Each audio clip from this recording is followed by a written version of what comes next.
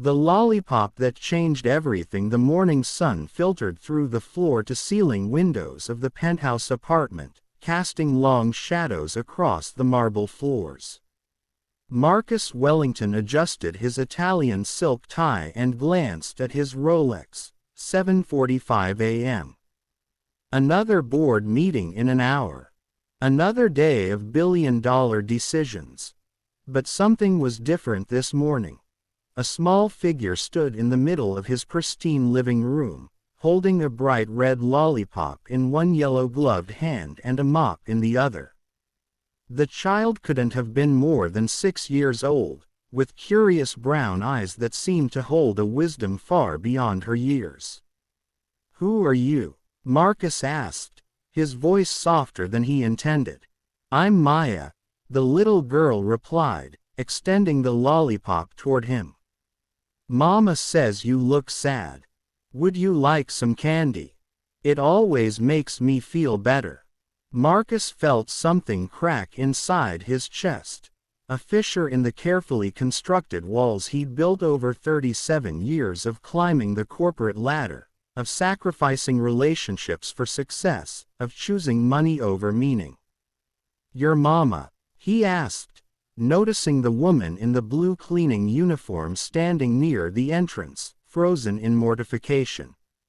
"I'm so sorry, Mr. Wellington." The woman, Isabella, rushed forward, her accent thick with anxiety. "Maya wasn't supposed to come today.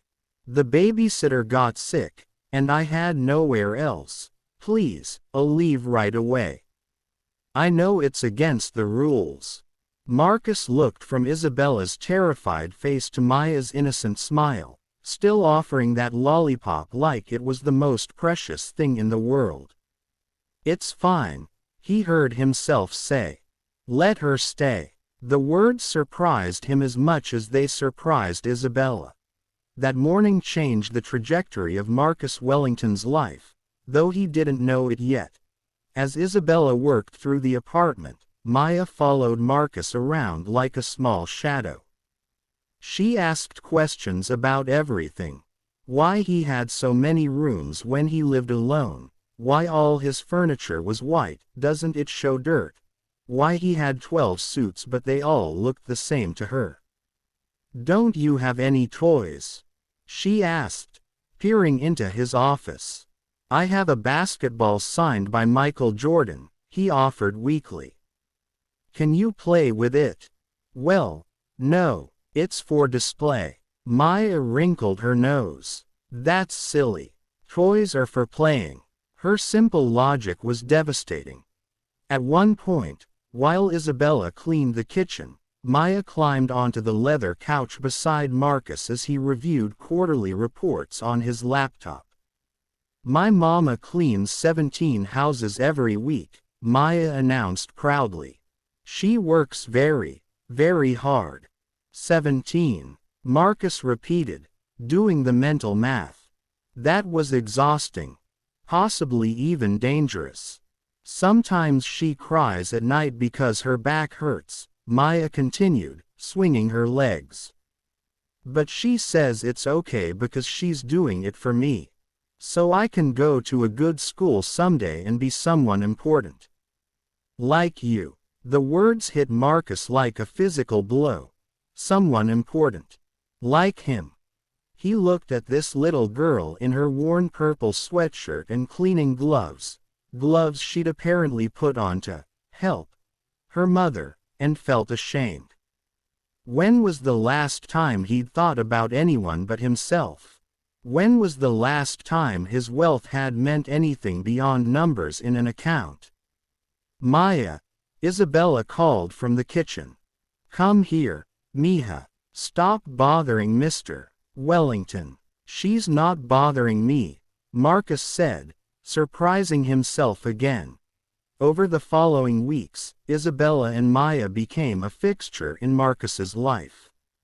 He'd arranged it so that Isabella would clean his apartment every other day, far more than necessary, and that Maya would come with her. He told himself it was charity, that he was helping a struggling single mother. But the truth was more complicated. Maya reminded him of someone he'd almost forgotten. Himself, at that age. Marcus had grown up in poverty. His mother had worked 3 jobs to keep them in a 1-bedroom apartment in Baltimore. She'd died when he was 12, exhausted and worn down by a life of endless labor. Marcus had vowed then that he'd never be poor again, that he'd make something of himself. And he had. He'd earned scholarships, worked his way through Harvard Business School, climbed the corporate ladder with ruthless efficiency. By 35, he was a self-made millionaire. By 37, his investments and company acquisitions had pushed him into billionaire territory. But somewhere along the way, he'd forgotten what it was all for. Maya asked him once, "Are you happy?" It was a Saturday morning. Isabella was cleaning the windows, and Maya was sitting cross-legged on the floor of Marcus's office, drawing with crayons on the back of discarded financial reports. "Happy," Marcus repeated. "I suppose so. I have everything I need." Maya looked up at him with those 2 wise eyes. "Mama says having everything and being happy aren't the same thing. She says some of the richest people are the saddest. Your mama is very smart." "I know." Maya returned to her drawing. "Are you sad, Mr. Marcus?" The question hung in the air. Marcus wanted to deny it, to brush it off with a joke or a deflection. But something about this child's earnest concern broke through his defenses. "Sometimes," he admitted quietly. "Sometimes I am very sad." Maya nodded as if this made perfect sense. Then she picked up her drawing. A crayon rendering of what appeared to be Marcus, Maya, and Isabella standing together under a rainbow, and handed it to him. "When I'm sad, I make art," she said. "You can keep this one. For when you're lonely." Marcus's throat tightened. He carefully took the drawing, holding it as if it were made of gold. "Thank you, Maya. I'll treasure this." And he did. He had it professionally framed and hung it in his office, right next to his Harvard Business School diploma and his first $1 million check. Visitors would ask about it, and he'd simply say, "That's from a friend. It's worth more than everything else in this room." The breaking point came on a Tuesday in March. Isabella didn't show up for work. This was unprecedented. She'd never missed a scheduled cleaning, never even been late. Marcus called her phone. No answer. He called again. Still nothing. A cold fear gripped his chest. Something was wrong. He had his assistant track down Isabella's address, something he should have done weeks ago but had never thought to ask for. When he saw the neighborhood, his blood ran cold. It was the same area where he'd grown up, the same blocks he'd fought so hard to escape. Marcus drove himself, leaving his driver behind. He pulled up to a decrepit apartment building with peeling paint and a broken front door. Isabella's apartment was on the 3rd floor.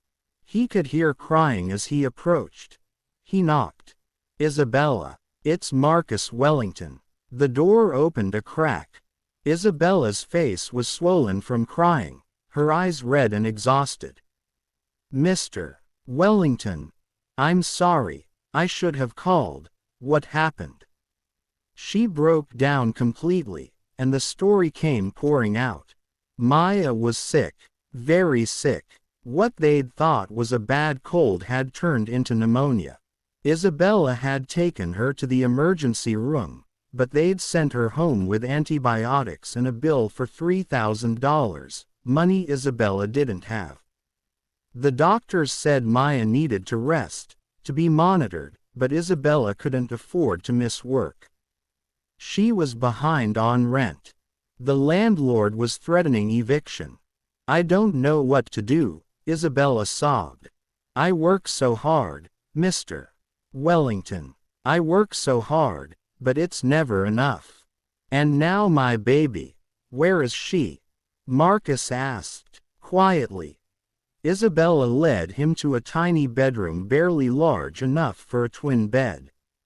Maya lay there, her small body racked with coughing, her breathing labored.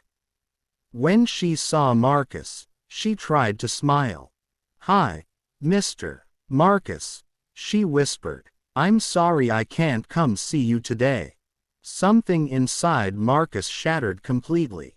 "Don't apologize," he said, kneeling beside her bed. "You just rest. Everything's going to be okay." Maya's small hand found his. "Will you stay? I don't like being sick alone. I'll stay as long as you need me." And he did. He called his office and canceled everything. The board meeting, the investor calls, the dinner with the CEO of a company he was considering acquiring. For the first time in over a decade, Marcus Wellington put business aside. He sat beside Maya's bed, holding her hand, reading her stories from a tattered collection of fairy tales. Isabella hovered nearby, uncertain and overwhelmed by this strange turn of events. As night fell, Maya finally fell into a restless sleep. Marcus found Isabella in the tiny kitchen, staring at a pile of bills. "I'm taking Maya to the best hospital in the city," he said. "Tomorrow morning. And you're coming with us." "Mr. Wellington, I can't afford." "You don't have to afford anything. I'm handling it. I can't accept charity." "It's not charity." Marcus pulled out the framed drawing Maya had given him. He'd brought it from his office that morning. "She gave me something priceless. I'm just returning the favor." Isabella's eyes filled with fresh tears. "Why? Why are you doing this?" Marcus looked at the drawing, at the crude crayon figures holding hands under a rainbow. "Because when I was Maya's age, my mother worked herself to death trying to give me a better life. She succeeded. I have more money than I could spend in 10 lifetimes. But I forgot what it was for." Maya reminded me. He turned to Isabella. "You shouldn't have to choose between taking care of your daughter and keeping a roof over your head. No one should. And I have the power to change that, at least for you.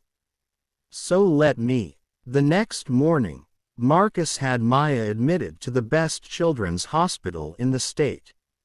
Within hours, she was receiving top-tier medical care from specialists. The pneumonia was serious, but caught in time. With proper treatment, she'd make a full recovery. But Marcus didn't stop there.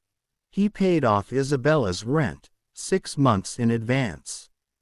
He set up a trust fund for Maya's education, enough to cover everything from kindergarten through graduate school. He arranged for Isabella to reduce her work schedule, hiring her exclusively as his personal household manager at triple her previous income. "You take care of one house now," he told her. "Mine. And you get health insurance, paid vacation, and a pension plan." Isabella wept, overwhelmed. "I don't understand why you're doing this." "Because I finally understand what it means to be rich," Marcus replied. "It's not about what you have. It's about what you can do for others." But the real change in Marcus ran deeper than financial generosity. As Maya recovered in the hospital, Marcus found himself spending hours there. He'd sit with her, talking about everything and nothing. She told him about her dreams. She wanted to be an artist, or maybe a teacher, or maybe both. She wanted to travel the world and see all the colors she'd only imagined. "What were your dreams, Mr. Marcus?" she asked one day, "before you became a millionaire?" The question stopped him cold. He realized with a shock that he couldn't remember. Somewhere between poverty and wealth, between survival and success, he'd lost track of what actually mattered. "I dreamed of being safe," he said finally. "Of never being hungry or cold or scared. Of never being helpless like I was when my mother died. Are you safe now? Yes. Are you happy now?" Marcus looked at this remarkable little girl, this child who'd somehow seen through all his defenses to the lonely, lost person beneath. "I'm getting there," he said honestly. "You're helping me get there." Maya smiled. "Good. Because you're my friend, and I want my friends to be happy." Friend. Such a simple word, but Marcus realized with stunning clarity that it was something he hadn't had in years. He had business associates, networking contacts, people who wanted things from him or wanted to be seen with him. But friends. People who cared about him, not his money or his influence. He'd had none. Until now. Maya came home from the hospital 3 weeks later, fully recovered.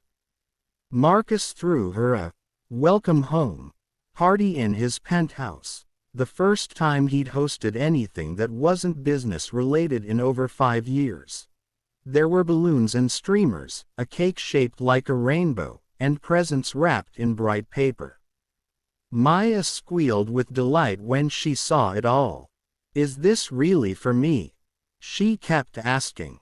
"All for you," Marcus confirmed, feeling a warmth in his chest that had nothing to do with money or success. Isabella watched from the sidelines, her eyes bright with unshed tears. "You've given us so much," she told Marcus. "I don't know how we'll ever repay you." "You already have," he said. "You and Maya have given me something I didn't even know I'd lost, a reason to care." But Marcus's transformation didn't stop with one family. Inspired by Maya and Isabella, he started the Wellington Foundation, dedicated to supporting working single parents. The foundation provided emergency financial assistance, health care, childcare, and job training. Within a year, it had helped over 1,000 families. Within 2 years, it had expanded to 10 cities. Marcus also restructured his business practices. He increased wages for all employees, improved benefits, and implemented policies that supported work-life balance. Some of his fellow executives thought he'd lost his mind, choosing people over profits, but the surprising result was that profits actually increased. Employees were happier, more productive, more loyal. The company's reputation improved. Investors noticed that sustainable, ethical business practices weren't just good morality, they were good business. Marcus found himself on magazine covers, not as a ruthless tycoon but as a pioneer of conscious capitalism. He was invited to speak at conferences, to advise governments on economic policy, to sit on boards of charitable organizations. But the greatest change was personal. He wasn't lonely anymore. He had Sunday dinners with Isabella and Maya.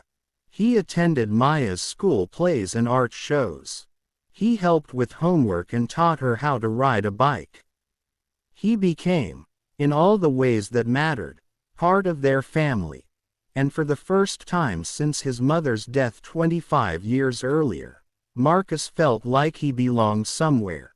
1 year after that first morning with the Lollipop, Marcus found himself back in his penthouse living room. It was early morning, and the sun was filtering through the same floor-to-ceiling windows. But everything was different now. Instead of financial reports, there were children's drawings on his walls. Instead of a silent, sterile space, there was warmth and life and the sound of laughter from the kitchen where Isabella was making breakfast. Maya appeared, older now, more confident, but still that same wise child who'd seen through him from the start. "Good morning, Mr. Marcus," she said, climbing onto the couch beside him. "Good morning, Maya." He put his arm around her shoulders. "What are you working on today?" She showed him a sketch she'd been drawing, a portrait of the two of them, sitting together just like this. "It's for you," she said. "Because you helped me when I was sick. Because you're family." Family. The word hit Marcus like a revelation. He'd spent his entire adult life building an empire, accumulating wealth, proving his worth through success. But it had all been hollow, a monument to fear rather than love. He'd been trying to protect himself from ever being vulnerable again, ever being hurt like he was when his mother died. But Maya had taught him the truth.